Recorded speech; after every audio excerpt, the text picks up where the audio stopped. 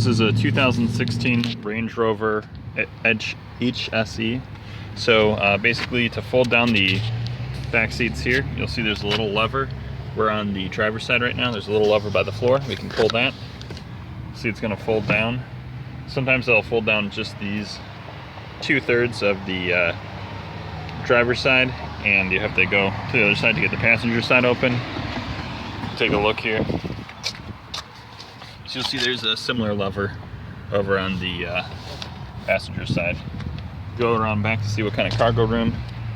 See, there's a little lip here that you have to lift things over if you're going to be bringing them in this way.